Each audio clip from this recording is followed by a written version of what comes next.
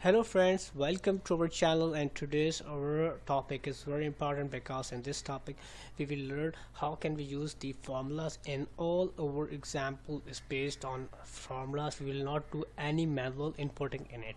So how can we make this type of sheet with the help of the basic formulas? So here you can see the name of the students is given. What we have to do, we have to write the marks of the students and then total, then percentage, and with the help of a VLOOKUP formula we will just get the grades of the students with a very simple way.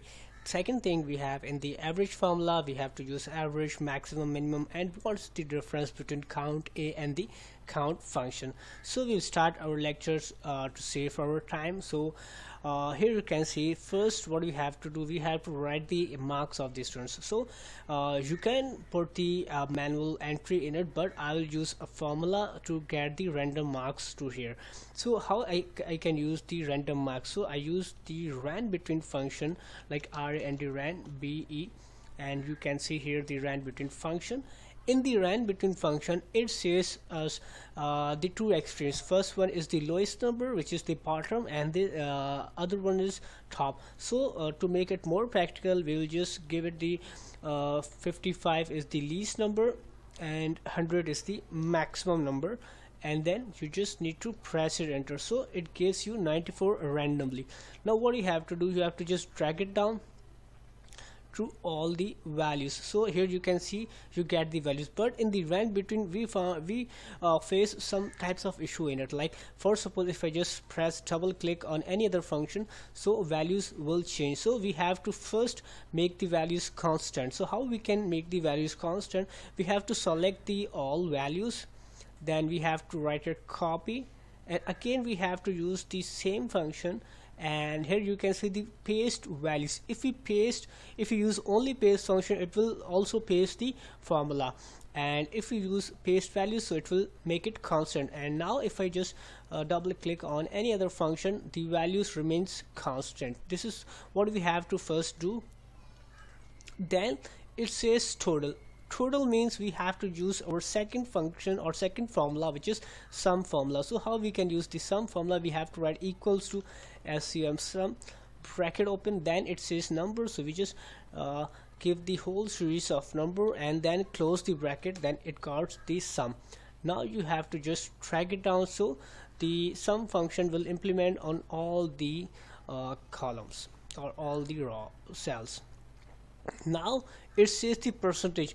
Basically what for the percentage, what we have to do, we have to just put a manual formula in it.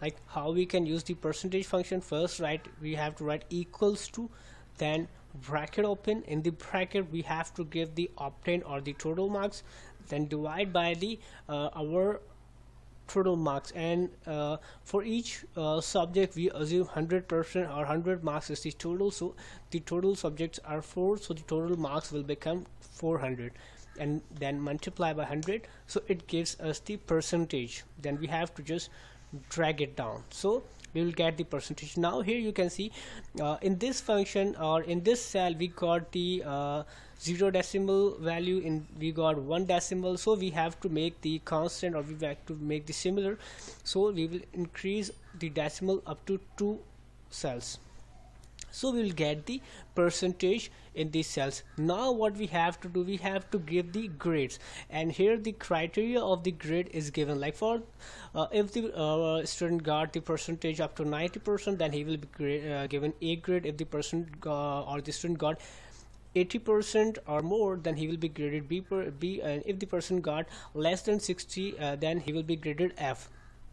This is how the function works. So what we have to do, we have to use the VLOOKUP functions, then it will help us to get the grade. Like we have to select the cell in which we want the grade, and then go here in the insert function. Here you can see a box will appear. In the box you can see VLOOKUP function, and in this VLOOKUP a box will appear. Now it says which value I want to look up, so we will just give it the cell.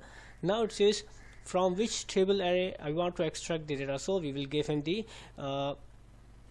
grade or criteria sheet, and in this criteria sheet we will just use F4 to make constant. Now it says column, so we want the grades, so the grades are in the column number 2, so we just write here 2, and in this we write 1 for false. and here you can see it gives D grade. So I just press here, then it gives grade. Now what I do, I just need to drag it down. So here you can see it gives the marks, but there's no B or C. So to make it more practical, I just write here 90, and again I just write here 98 and then 88. So person got A grade, and here I just write another function like the person get. So here the function, like a person who is getting 90 or more than 90, he will be given A grade. Here you can see the criteria. If a person is getting 70 or 70 plus, he will be given C grade. So here you can see the C grade. If a person is getting 80 or 80% or 80 plus, then he will be given the B grade. Here you can see the grades as well. So this is how we just use the one VLOOKUP function, and it gives the grades to all the students. This is the power of VLOOKUP function. Now we have to use again another function, which is average function. So how we can use the average function? So we have to write here equals to average average, bracket open. Now we can select all the cells or all the box of the marks to get the average. So here you can see the average marks of the average percentage of the class is 77. Now it says maximum. For the maximum we use equals to max, and then select the bracket. So it gives us the 100, which means the 100 is the maximum marks which is got by Peter in his computer subject. Now for the minimum, if we just write min and then select the all marks and then close the bracket. So here you can see the minimum marks is 55, and here you can see in this value the minimum marks is got by Mark in his history class. Now we have two functions. First one is count and the second one is CountA. So what is the difference between count and CountA? Basically, for the count, if I just select the count function and I want to count the total number of students, so it will gives me 0, because the count function only counts the numeric values. That's why we have used the CountA function as well. So for the count function, it will only count the numeric values. So I just select here, and here you can see it gives the 6 number of students. So here you can see the 6, and for the CountA function we have to use the total number of students. So we can use the CountA function to get the total number of students. Now what we have to do, we have to write the formula. So how can we write the formula? Like we have to copy the formula, and if I just only paste it, like if I just copy the function, here you can see the copy, and if I just paste here, so you can see it gives the error or it gives the issue in it, because, or if I just write here in this cell, here you can see this cell, so it gives me the value because it copy the whole formula with the function. But what we we only need the formula to write here. So how we can write the formula?